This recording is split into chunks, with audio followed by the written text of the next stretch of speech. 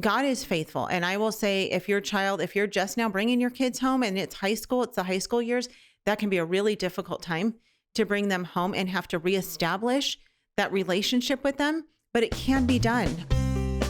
Hey everyone, this is Yvette Hampton. Welcome back to the Schoolhouse Rocked podcast. I'm back today with Val Harrison, my friend who's in the studio with me this week again, and we are talking about all the different grade levels. So Monday we talked about the elementary years, yesterday we talked about the middle school years, and today we're going to focus on the high school years. But first I want to thank our sponsor, CTC Math. Go to ctcmath.com. You can download a free trial of their math curriculum. It's all online. And you guys will love it. Check it out if you've not done that yet, ctcmath.com.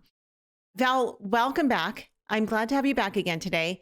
I've loved talking about these different levels of homeschool. And in yesterday's episode, we talked a little bit about how we're not really talking so much about the academic part this week. We're not talking about curriculum and what curriculum you should use. We have a whole other week where we're talking about curriculum and we'll kind of break that apart into different grade levels and ages and stuff and what's good for that. But today I really want to talk about our children, who they are and how we're training them, how we're using these years, these formative years in their lives to raise them up. We have such a short time with our kids, you guys. It blows my mind. And I'm sure your oldest ones are out of the house and you've got grandkids already, and it just goes by in a flash. I mean, it's shocking to me how quickly this parenting life goes. And, I don't look forward to the day my girls leave my home, but I also do, because I'm excited to launch them into the world and to see what the Lord has for them. Right. And I know I'll be ready for it when the time comes. Because the Lord does that. He works that way with us. You told me that I was going to cry though when my oldest leaves, and I don't like that, because I don't like to cry. You guys know that about me. I'm not a crier, but I wasn't a crier either. If there's going to be a time I'm going to cry, it's going to be when my girls leave my home, or when my girls get married, or when they have babies. Those are like the 3 days I could see myself crying between now and the end of my life. Other than that, I don't know. It takes a lot to make me cry. But I could see that happening, because I love spending time with my girls. Most of the time. Sometimes they make me a little crazy, but sometimes I make them a little crazy. So it's okay. We balance it out. But for the most part, I love the days I get to spend with them. And I am so grateful for these high school years with Brooklyn.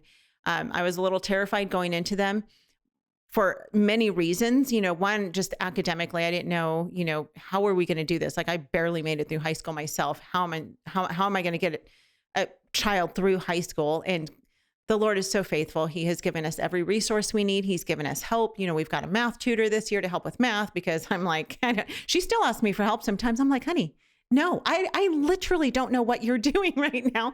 This is why we're paying the math tutor. Call her up and ask her. But the relationship that I have with her is so much better than I ever imagined it could be. And I love it so much. And I'm so grateful for it. And I know that not every parent has a deep relationship with their child, but God is faithful. And I will say, if you're just now bringing your kids home and it's high school, it's the high school years, that can be a really difficult time to bring them home and have to reestablish that relationship with them. But it can be done. I mean, the Holy Spirit is powerful. And if you give that to the Lord, you might have to step back. You might have to regain that relationship, reestablish a relationship with them. Don't focus on the academics. Focus on the relationship first, their relationship with the Lord and your relationship with the Lord, and then your relationship with them. But as we talk through transitioning from these middle school years to high school years, the thing that constantly that I think about is letting go, because these are the years where we're having to truly just let go, little by little, piece by piece. And it's scary.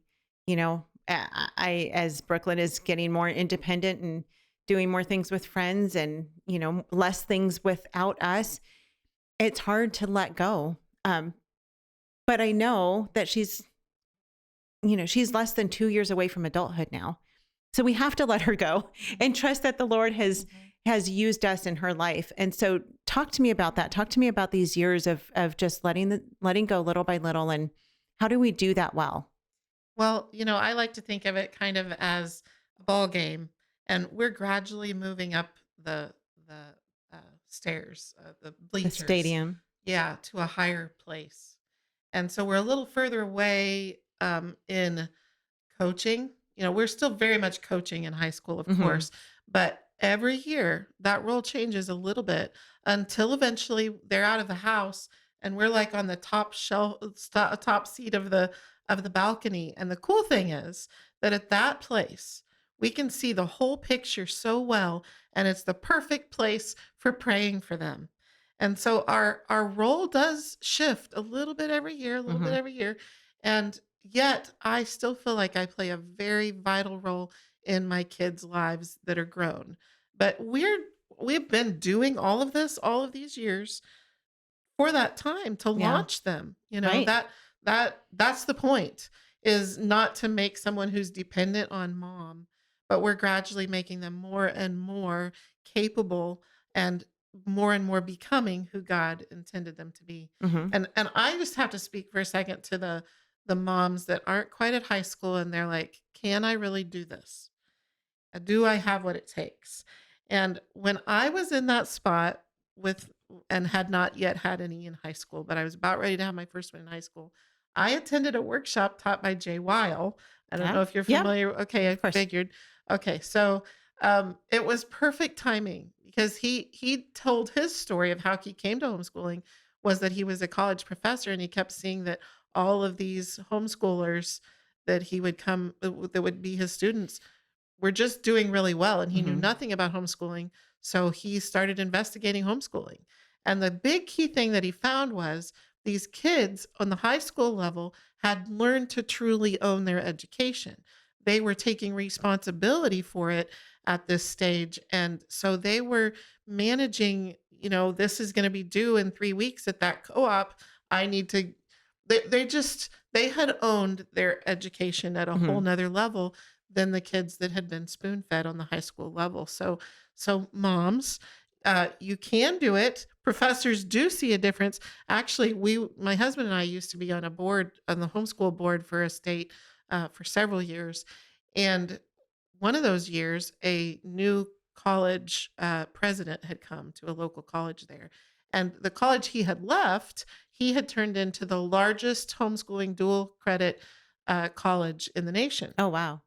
And he wanted to do the same thing at the new college where he was. And the professors were very against it. They did not want to have anything to do with teaching high schoolers. And he said, give it 1 year. And if you still are not on board at majority, then I will not keep pushing for this. And at the end of the year, he said that they were on board for three primary reasons. One, these homeschool students in dual credit participated in class better. Why? Because we've got our kids interacting with all different kind of age Hmm. groups, Right. and they haven't been stuck in the back of a classroom where it was not noticed that they were kind of just Hmm. skipping by, Right. so they had been more engaged all along in that process. So they interacted better in school. Two, they seem to have a higher standard with the quality of work that they would produce. Hmm. And thirdly, they were self motivating and taking initiative on their own with their work on a whole nother level. So all of these college professors were on board. That was so Yeah. encouraging for me to learn at that time. And so I kind of used all of that as a guide for me with high school to remember that these are my years that I'm incorporating a lot of life habits in them. Hmm. You know, um, I usually used the word success habits with them. So teaching them time management skills, for example, is a very big part of. It seems like I either will have a student who wants to rush through and do a poor job, or is a perfectionist and wants to go very slow. And so it seemed like time management with all of my kids was a key thing to take time to teach them how to do that effectively, and lots of other success habits at that time. The point being, it's not so much that you don't get caught up in, do I have what it takes on the academic side of things? Hmm. There are classes for this, and there's dual credit, and there's online, and there's so much great resources Right. available. That is not hard. Equip them to be a good adult. Equip them to tackle life well. Right. And do the hard things. Yes. Because that's hard to watch our kids struggle through things. But my nature is I want things to be easy for my kids. And I've learned through the years to allow them to do the hard things, because when they succeed at the hard things, there's so much more joy than if I just take it away and say, oh, it's too hard. I don't want you to have to do Absolutely. that because it might be difficult for you. You know, I mean, whether it's a physical thing or an academic thing, it's good for our kids to be able to struggle through these hard times, Yes. because especially in these years, we are preparing them for adulthood, and adulthood is hard. Lots of parts of it are really hard, and we don't want them to just give up and be like, we can't do it. I mean, and that's what we see with a lot of parents who choose not to homeschool, is because it's hard. And they just say, you know what, it's hard. I don't want to do it. It's just too hard for me. And that's where we want to come alongside them and say, no, it's hard, but you can do it. And it is worth it in the end. And so even if our kids are seeing us struggle through this with them and just saying, you know what, we're going to do this together. We're going to figure this out together. We're going to do the hard thing, but God, he's going to help us navigate through this. He's going to give us what we need. Find a mentor, mom, find a co-op, find a curriculum that can help, find, a math tutor, whatever it is that you need. He is so faithful. So I feel like you hit on a really, really big key aspect of high school. In fact, when I think of on the college level, that we're launching them out of high school. And so they're deciding, am I going to college? Am I starting my own business? Am I going to go to trade school? The different options. So many times. And so moms and dads, I want to encourage you to pay attention to this and guard against it. We will see them attempting to choose the easy route. College sounds hard, or something else sounds hard, and college sounds easy. It'll be my golden ticket. I'll have this degree that I'll be able to use, and it'll be easy to get a job then. So helping them to do the hard things throughout high school so that they don't give into that temptation to pick the easy road post high school. That happens so much more than you would think. Yeah. Wow. Let's take a quick break. What we do at IEW is break through the noise of the grammar and the writing prompts, and we say, this is what you do, step by step. And I've witnessed it over and over again, both watching Andrew teach and hearing from parents, this is the best writing program. We've made it so easy and made it really affordable. So any mom can teach writing to their children using our course, and we guarantee it. To try 3 weeks of free lessons, visit IEW.com. We are back with Val, and we are talking about the high school years. These are so important. I love the high school years. Trust me, you guys, they're so much more fun than I expected them to be. There are parts of it that are really hard, and it's okay, because we just talked about doing the hard thing before the break. And it's okay. Just push through the hard, do it together, allow the Lord to work through you, and then he gets all the credit and the glory for it in the end, and it's all good. Really quickly, you talked a little bit about dual credit. Yeah. Talk about what that is, because I know a lot of people listening may not even know what you're talking about. Right. So colleges, not all of them, but most of them have a way for a high school student to take a class that will give them high school and college credit. It's usually a reduced cost. And so, 6 of mine took advantage of dual credit. It's awesome for a variety of reasons. And I want to keep it really short, but I will say that I have a homeschool roadmap to college, and I go into detail about dual credit and lots of other things as well. But so with dual credit, one, cost is one thing. It's a great way to save money over college. Like colleges that maybe charge $800 a credit hour for dual credit, they'll charge $100 a credit hour. It's huge money savings for that reason. Secondly, if college is going to be in your child's future, to give them a little taste of it first is awesome, because then there's so much to learn. I'm learning how to interact with the professor and figure out what they want out of, that's so much of getting an A. Right. And something is just knowing what the professor wants and how they think. managing the student portal, the getting through a textbook in half of a year instead of a whole year. There's so many learning curves in college classes. So doing some dual credit with them ahead of time is huge in helping them start college solidly. Secondly, be careful where you are going to participate in any college, whether it's dual credit or actually attending. The majority of colleges today are about social engineering. Yep. They're not about equipping a kid for a career. Sorry, but that is the truth.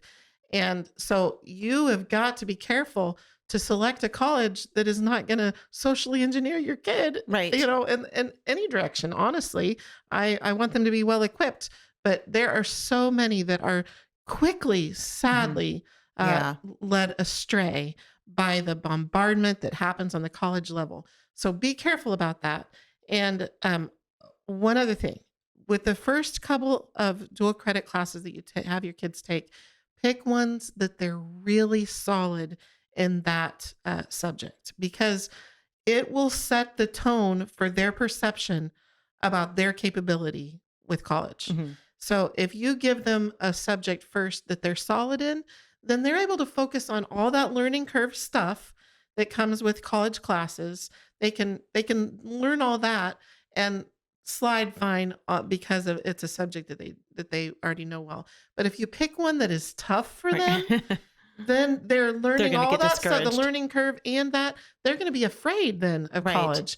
And one other thing that I see parents do with dual credit that I would really encourage you not to do, don't think to yourself, okay, buddy, this is college now, go. This is on you. No, go ahead help them. Go ahead and help them. And if you will help them learn how to do all this stuff through 2 classes, your kid will be really solid for the next stage of stuff. I feel like I see too many of them then fail. They literally end up failing that class. It goes on their permanent record. It big time discouraged them. It wasted a lot of money. It caused friction between you and your child. Let's just help them with this big new area of life. Yeah, that is great encouragement. Thank you for sharing that. The last thing, we just have a couple minutes left. And the last thing I want to talk about really quickly, because this is just on my mind, is for the high school student who maybe has a difficult relationship with their parent. How can that parent try to develop a good relationship with that child? Yeah, so 2 things come to my mind, especially if you're a mom and you are teaching a high school student. A boy. If you have a high school boy and you're a mom, he's getting used to how to be a man in the world. And we have to have some honoring of that in a way that doesn't, I don't want to trample him down. That's not effective. And so how do I do this? I would really encourage you to read the book Mothers and Sons, which is by the same author as Love and Respect. I think it's Dr. Eggerichs. Yes. Gary. Yeah, I don't know how to say his last name. I think it's Eggerichs. Yeah. What is it called? It's called Mothers and Sons. Okay. And it will really help you change your dynamics with your teenage son. So I would really encourage that.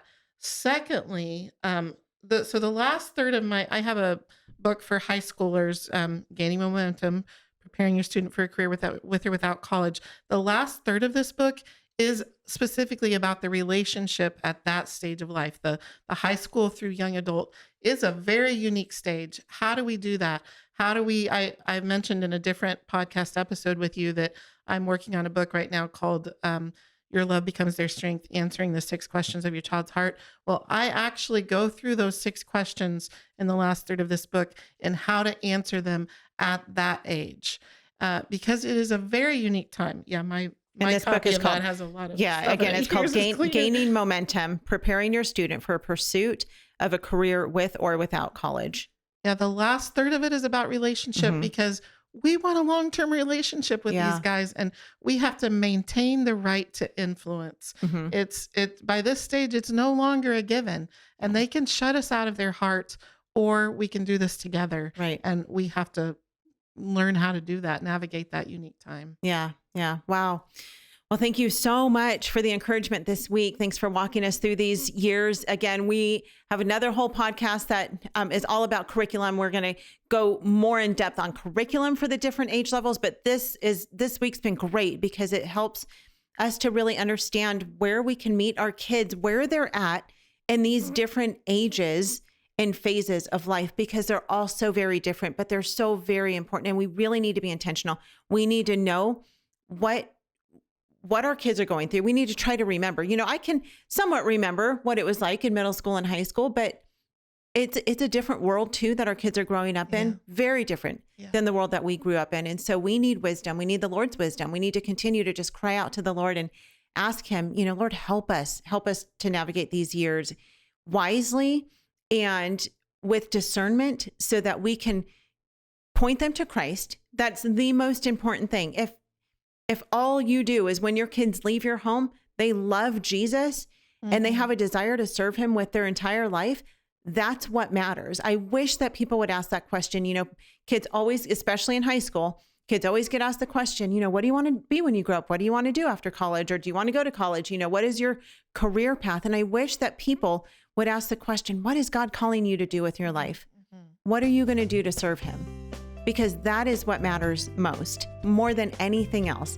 So thank you guys for sticking with us. Thank you so much, Val, for It's been an honor. your encouragement. I will put links to all things Val Harrison in the show notes. She is the host of the Practically Speaking Mom podcast. She's got a blog, all sorts of great resources. She's the homeschool mama to 7. So she's been there. She is that Titus 2 woman for us. So thank you so much for watching and joining us this week, or listening. Some of you are watching, some are listening, but thank you for being with us. Please share this podcast with your friends. Send it to them through social media, text it to them, however you listen to it, send it and share it with them so that they can get the encouragement that you're getting yourself. And leave a review, please, on whatever podcast platform you're listening to. We would really appreciate that. Thank you guys so much. Have a great rest of your week, and we will see you back here on Monday with another fantastic guest. Bye. In the very beginning, I had several friends that wanted me to homeschool. And frankly, they were a reason why I didn't want to homeschool, because it looked too perfect to me. Like, I would look at families on the covers of magazines and they had matching jumpers and they were all playing an instrument. And I was thinking, I can't relate to that, right? They're growing their own wheat and grinding it into flour. And I thought, that's not me. Like, I'm going to the store and, getting Wonder Bread for my kids and trying to figure out how to use my crock pot, right? And I realized very quickly that the best thing about homeschooling wasn't the fact that we had it all together. It was the fact that we were learning to live together, the fact that we were learning to grow together and learn together. And we learned through our mistakes. I want my kids to know 2 things when they leave my house. I want them to know that I loved them. That's the first thing I want. I don't want them to look back on their years at home and wonder if I love them. I want them to know that I love them. The second thing is that I want them to know that I trusted the Lord, that I trusted God for every decision that I made. And when I make a wrong decision, which we do as parents, and when the day goes bad, and when we burn the dinner, and when we stub our toe, and when our kids push us to the end of what we think we can do, and we say the word that we never thought we'd hear come out of our mouth, or we make a wrong decision, we have an opportunity to go back and make it right.